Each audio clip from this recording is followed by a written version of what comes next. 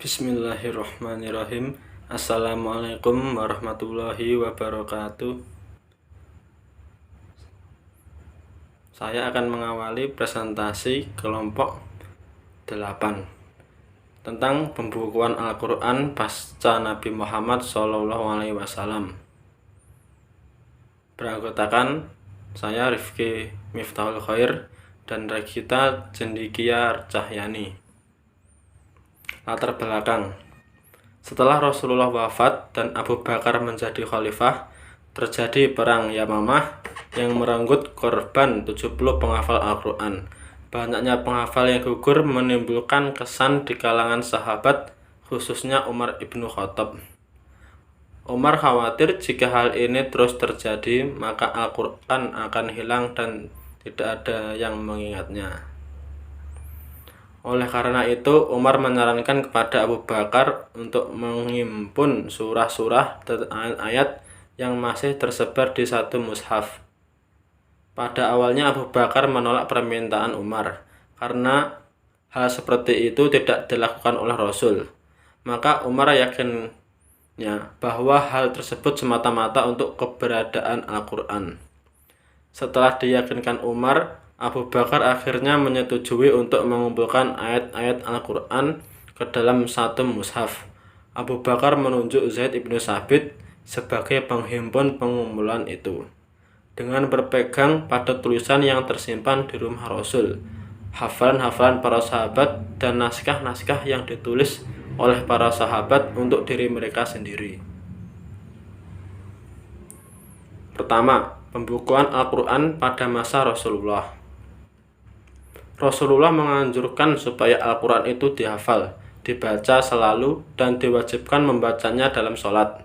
Sedangkan untuk penulisan Al-Quran, Rasulullah mengangkat beberapa orang sahabat yang bertugas merekam dan bentuk tulisan dalam bentuk tulisan semua wahyu yang diturunkan kepada Rasulullah SAW. Di antara mereka ialah Abu Bakar As-Siddiq, Umar ibnu Khattab, Utsman bin Affan, Ali bin Abi Thalib, Zaid bin Sabit, Ubay bin Ka'ab, dan beberapa sahabat lainnya. Untuk menghindari kerancauan akibat bercampur aduknya ayat-ayat Al-Quran dengan lainnya, misalnya hadis Rasulullah, maka beliau tidak membenarkan seseorang sahabat menulis apapun selain Al-Quran. Larangan Rasulullah untuk tidak menulis selain Al-Quran ini oleh Dr. Adnan Muhammad yang disebutkan oleh Kamaluddin Marzuki dalam bukunya dipahami sebagai suatu usaha yang sungguh-sungguh untuk menjamin nilai akurasi atau keakuratan Al-Quran. Setiap kali turun ayat Al-Quran, Rasulullah memanggil juru tulis wahyu dan memerintahkan sahabatnya agar mencatat dan menempatkan serta mengurutkannya sesuai dengan petunjuk beliau. Pada masa Rasulullah, keseluruhan Al-Quran telah ditulis. Semua masih belum terhimpun dalam satu tempat, artinya masih berserak-serak. Mengingat pada masa itu belum dikenal zaman pembukuan, maka tidaklah mengherankan jika pencatatan Al-Quran bukan dilakukan pada kertas-kertas seperti dikenal pada zaman sekarang, melainkan dicatat pada benda-benda yang mungkin digunakan sebagai sarana tulis-menulis, terutama pelepah-pelepah kurma, kulit-kulit hewan, tulang belulang, bebatuan, dan juga dihafal oleh para hafiz muslimin. Sebelum Rasulullah telah mencocokkan Al-Quran yang diturunkan Allah kepada beliau dengan Al-Quran yang dihafal oleh para hafid, surat demi surat, ayat demi ayat, maka Al-Quran yang dihafal para hafid itu merupakan duplikat Al-Quran yang dihafal oleh Rasulullah SAW. Kemudian yang kedua, pembukuan Al-Quran pada masa Khalifah Abu Bakar As-Siddiq. Setelah Rasulullah wafat, para sahabat baik dari kalangan Ansor maupun Muhajirin sepakat mengangkat Abu Bakar As-Siddiq sebagai khalifah bagi kaum muslimin. Pada masa awal pemerintahannya, banyak di antara orang-orang Islam yang belum kuat imannya, terutama di Yaman. Banyak di antara mereka yang menjadi murtad dari agamanya, dan banyak pula yang menolak membayar zakat. Di samping itu ada pula orang-orang yang mengaku dirinya sebagai nabi, seperti Musailamah al-Kadzdzab yang mengaku nabi pada masa Rasulullah. Dengan semua fenomena yang terjadi, Abu Bakar As-Siddiq sebagai khalifah mengambil ketegasan dengan memerangi mereka yang ingkar zakat dan mengaku sebagai nabi beserta pengikutnya. Maka terjadilah peperangan yang hebat untuk menumpas orang-orang murtad dan pengikut-pengikut orang yang mengaku dirinya nabi. Peperangan itu dikenal dengan Perang Yamamah. Akibat dari Perang Yamamah, banyak sahabat yang penghafal Al-Quran syahid.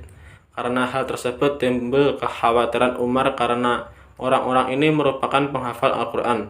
Umar merasa cemas jika bertambah lagi angka yang gugur dan tidak ada lagi yang hafal Al-Quran. Kemudian Umar menghadap Abu Bakar dan mengajukan usul kepadanya agar mengumpulkan dan membukukan Al-Quran dalam satu mushaf karena dikhawatirkan akan musnah. Awalnya Abu Bakar menolak usul Umar untuk mengumpulkan dan membukukan Al-Quran karena hal ini tidak dilakukan oleh Rasulullah. Namun berkat Allah Subhanahu wa taala, akhirnya Abu Bakar menyetujui usulan tersebut. Abu Bakar mengangkat semacam panitia yang terdiri dari 4 orang dengan komposisi kepanitiaan sebagai berikut. Zaid bin Sabit sebagai ketua dan 3 orang lainnya yaitu Utsman bin Affan, Ali bin Abi Thalib, dan Ubay bin Ka'ab masing-masing sebagai anggota. Panitia penghimpun yang sempurna, penghafal dan penulis Al-Quran termasyhur, dan akhirnya proses pembukuan Al-Quran dapat diselesaikan dalam waktu kurang lebih dari 1 tahun. Selanjutnya, pembukuan Al-Quran pada masa Khalifah Utsman bin Affan. Pada masa Khalifah Utsman bin Affan adalah masa yang paling penting dalam sejarah Al-Quran dan Ulumul Quran. Karena pada masa inilah Al-Quran dibukukan setelah sebelumnya dikumpulkan pada masa kekhalifahan Abu Bakar As-Siddiq dan mendapatkan pemeliharaan dari masa Umar bin Khattab. Dipandang penting karena sebagai lanjutan dari pemeliharaan terhadap Al-Quran yang sudah dirintis dari orang-orang terdahulu. Pembukuan Al-Quran pada masa Utsman bin Affan dilatar belakangi oleh persoalan-persoalan yang muncul dan tersebar di kalangan umat Islam seputar perbedaan qiraat. Perbedaan yang terjadi tidak hanya sekedar perbedaan saja, tetapi sudah sampai pada tingkat kafir mengkafirkan satu sama lain. Karena masing-masing mengklaim bahwa qiraat merekalah yang paling benar. Hal ini tentunya dapat mengancam persatuan umat Islam, sehingga menimbulkan keprihatinan di kalangan umat Islam itu sendiri. Utsman bin Affan sebagai khalifah, Ali bin Abi Thalib, Zubaifah bin Al-Yaman, dan Ubay bin Ka'ab. Akhirnya mereka sepakat untuk membukukan Al-Quran. Utsman bin Affan memutuskan untuk menyatukan umat ini dengan mushaf resmi dan membentuk tim khusus yang bekerja membuat naskah Al-Quran, yaitu Zaid bin Sabit dari kalangan Ansar, Abdullah bin Zubair, Sa'id bin Ash, dan Abdurrahman bin Al-Harith bin Hisham dari kalangan Muhajirin. Utsman meminjam naskah suhuf yang berada di tangan Hafsah saat itu. Dia berpesan kepada 3 orang dari kalangan Quraisy, jika kalian berbeda dengan Zaid tentang suatu yang berkaitan dengan Al-Quran, maka tulislah dengan bahasa Quraisy, karena Al-Quran diturunkan pada bahasa mereka. Setelah selesai menulis mushaf yang kita sebut dengan mushaf Utsmani, maka Utsman mengirim mushaf-mushaf tersebut ke berbagai kota-kota besar umat Islam, dan Utsman juga memerintahkan untuk membakar suhuf atau mushaf selain mushaf resmi. Sekian pemaparan yang dapat kelompok kami sampaikan. Ada kurang lebihnya kami mohon maaf. Wassalamualaikum warahmatullahi wabarakatuh.